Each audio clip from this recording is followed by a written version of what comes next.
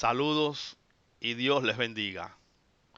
Debido al interés creciente acerca del futuro y el desenlace final de la historia por el hombre posmoderno, el material de hoy tratará sobre una pertinente introducción a la escatología cristiana. Escatología es un término griego que significa tratado de las últimas cosas. La escatología cristiana tiene un fondo veterotestamentario, ya que los escritores del Nuevo Testamento eran judíos, con una mentalidad semítica, según se echa a ver por los frecuentes hebraísmos. Ahora bien, los judíos dividían la historia de la humanidad en dos partes. Los primeros tiempos, que abarcan hasta la venida del Mesías, con la que se inauguraba el llamado cumplimiento de los tiempos, y los últimos tiempos, a partir de la venida del Mesías, los cuales había de culminar en el acto final del día de Jehová, en el que el Señor juzgaría a la humanidad y bajaría el telón de la historia. Algunos datos de interés sobre esta pertinente introducción a la escatología cristiana. Número 1. La escatología y sus divisiones. La escatología suele dividirse en individual y colectiva. La primera concierne a la suerte de cada individuo y trata de responder a las preguntas tan inquietantes como estas. ¿Se acaba todo con la muerte? ¿A dónde voy al final de mi vida en este mundo?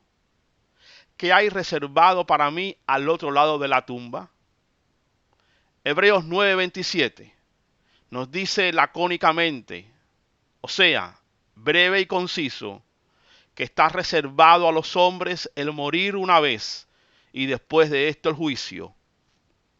La muerte marca así la línea divisoria irreversible para el individuo. La segunda división trata sobre la suerte final de la humanidad y esta coincide con la segunda venida de Cristo a la tierra. El pasaje de primera a los Tesalonicenses, capítulo 4, verso 13, hacia el capítulo 5, verso 11, aborda esta temática. Muchas veces nos preguntamos, ¿a dónde va la humanidad? ¿En qué van a desembocar los avatares de la historia a la vista de las crisis económicas que se vive, crisis políticas, sociales, religiosas, culturales que estamos presenciando hoy? ¿Quién y cómo va a detener la escalada de violencia, de libertinaje, de ansiedad, de frustración y de confusión con que la que vive de hoy y se ve acosada la humanidad? Número 2. Actitud ante los últimos tiempos. Una cosa es cierta para todo creyente en Cristo, fiel y maduro. Dios está en su trono. El Dios viviente tiene el control del universo. Y por discordante que nos parezcan muchas de las cosas que suceden, sabemos que nuestro Dios dirige a todo a un final justo y perfecto de la historia de la humanidad. Su conducta quedará plenamente justificada y su nombre será total y universalmente glorificado. Finalmente se le habrá dado un jaque mate al maligno y todas sus estrategias quedarán frustradas. Por otra parte, el mundo anda a ciegas y atemorizados en cuanto al desenlace final de la historia de la humanidad. Incluso dentro del ámbito de los que profesan ser cristianos, algunos como los que comparten la teología de la liberación o la teología liberal, como aquellos burladores del primer siglo de nuestra era, adoptan la táctica del avestruz y se atreven a negar prácticamente las verdades bíblicas que pertenecen al campo de la escatología. En cambio, el verdadero creyente encuentra en la Biblia la respuesta a las dudas más tenaces y a las preguntas más inquietantes, atento siempre a la palabra profética más segura, la Biblia. Número 3. discrepancias sobre cuestiones escatológicas.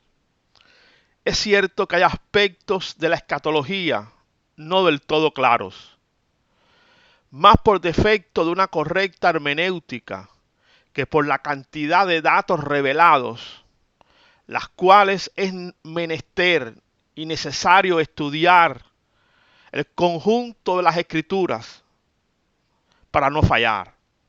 Para esta tarea es preciso dejar a un lado los prejuicios y revestirse de humildad para cambiar de opinión ante la evidencia y no permitir que se relaje el vínculo de la paz, que es el amor, en la discusión con otros hermanos, que sin mala fe sostienen puntos de vista diferentes de los nuestros.